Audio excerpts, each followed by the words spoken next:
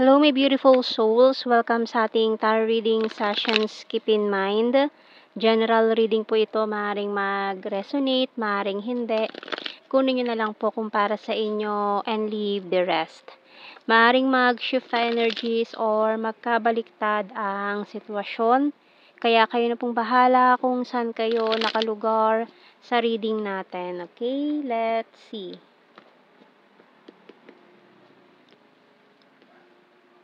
So we have here, 2 of Cups and the 2 of Wands.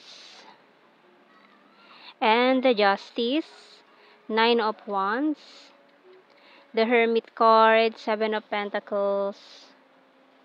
3 of Cups and the King of Swords. Okay, so kung meron kang hinihintay or decision na kailangan mo nang gawin, ayan, so maaaring makapag-decide ka na very soon, lalo na if you're waiting for something or someone na mukhang itong taong ito ay matagal na rin kayong hindi nag-uusap, you want to reconcile or to reach out, or pwedeng siya, ganyan, or parehas kayo na gustong mangyari ito.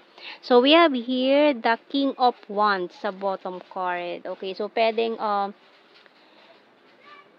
air and fire couple or energy, pwedeng may ano din tayo dyan, strong Libra and Virgo placements. Ayan.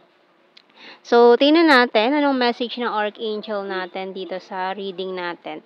So, kung manggagaling pa ng malayong lugar itong taong to na hinihintay mo, mukhang very very soon, parang sinasabi niya rito, wait lang, on the way na ako, please wait for me, ganyan. So, maghintay ka pa ng konti daw kasi on the way na siya. So, with the 7 of Pentacles natin, so, pag nakatingin ka sa malayo, with the 2 of Wands, and kung itong taong ito ay matagal na kayong hindi nag-uusap or no contact situation, and then nasa malayo siya, parang very very soon this person will reach out or bibisitahin ka niya, kumbaga on the way na, ganyan. Or kung itong reconciliation is on the way na. So we have here clairvoyance by Archangel Raziel. I'm helping your spiritual sight to awaken fully so you can clearly see heavenly love. So bayan, magiging clear na yung mga malalabong nangyari dati. Kumbaga dati is medyo parang malabo. Kumbaga yung usapan nyo siguro, yung naging connection nyo nitong taon to is malabong usapan. Ganyan. So, parang ang nangyari lang sa inyo is no label or nag-usap lang kayo, talking stage, and then parang hindi na natuloy. Ganyan. So, malaki yung posibilidad na may continuation pa kung yun ang hinihintay mo na mangyari. Okay? So, ayan, no? We have here airplane, confirmation na may long distance situation. Pwedeng dito lang sa Pilipinas, pwedeng outside or ibang bansa, may other country. So, we have here teddy bear, bird, waterfalls, camera, and snake. So, for some of you, may mga nagkaroon ng third-party issue sa connection na to, perfume bottom card, or yun ang naging reason ng separation, or may ng ghost dahil sa third party or other person. So, tingnan natin sa ating tarot messages, oracle cards.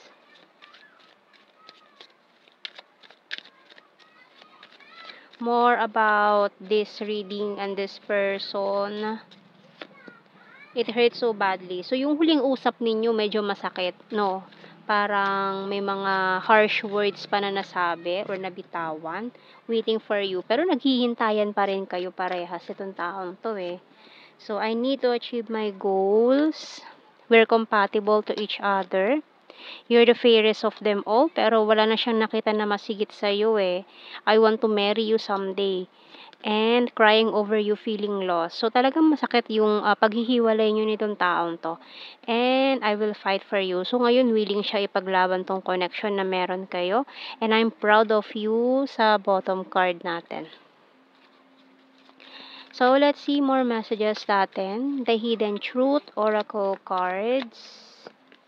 I'm becoming a better person. So, kung may mga nangyari man na hindi maganda or may nagawa man na hindi maganda itong taong to before, so, ayan, nagiging mas okay na siya ngayon, becoming a better person na, and mukhang may mga natutunan na rin siyang lesson to fix everything, kung ano man yung mga hindi magandang nangyari before. Gustong bumawi eh.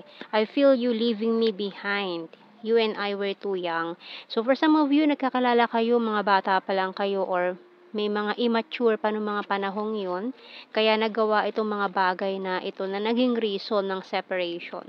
And I love you unconditionally. So, ngayon, na-realize niya na yung mga dapat siyang ma-realize, natutunan yung mga lessons in life. And ngayon, parang desidido na itong taong to ayusin yung mga nasira. I remember every detail of that day. So, alam niya yung mga nangyari eh. I left when I saw you with someone. So, yun na nga, nagkaroon ng third party issue dito. Pero, reconciliation ang magaganap very soon with this person. And I couldn't let you get close to me. Sometimes I stay awake thinking about you. So, yung bottom card is you don't know how hard it was to let you go. So, yun na nga, no, parehas kayo nahirapan sa separation na to. And, talagang willing siya na ayusin naman yung mga nangyari. So, kuha tayo ng mga initials. Pwedeng initials ng pangalan ninyo or kung ano mang words na mabuo dito na connected sa inyo. Ayan. So, let's see.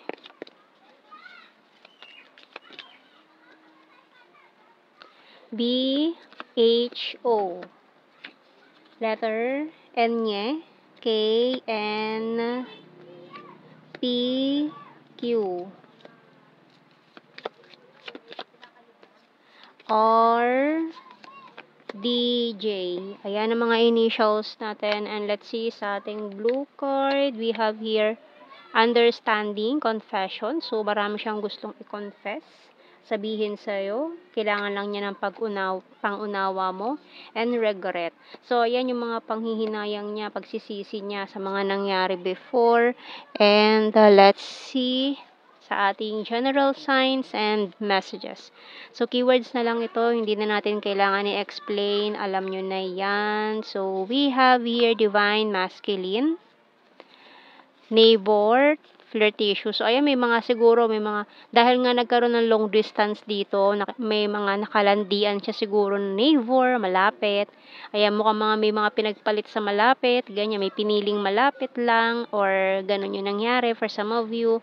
Kaya, natukso sa malapit. Kasi mga nahihirapan siya sa long distance. Taurus, killer smile, December, ex-lover, November, may mga nangialam din ng mga plastic persons, and the chaser. So, ngayon gusto niya maghabol.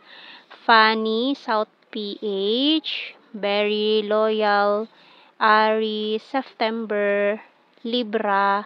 So, nag-i-stalk yan ngayon sa'yo. Creepy stalker, trustworthy, sexy body. Wands is fire sign, Aries, Leo, Sagittarius. Quiet person, ayan, confirmation ng long distance situation. Intelligent, city, and overthinker. Last one, Luzon. So, yun, nag-overthink yan every time. Lalo na pag nakikita niya yung mga post mo sa social media. So, very, very soon, coming in, itong taong ito. On the way na daw siya. Konting hintay na lang. So, yan ang ating reading, my beautiful souls. Thank you for watching. Take care and God bless. See you in our next reading, guys. Bye-bye.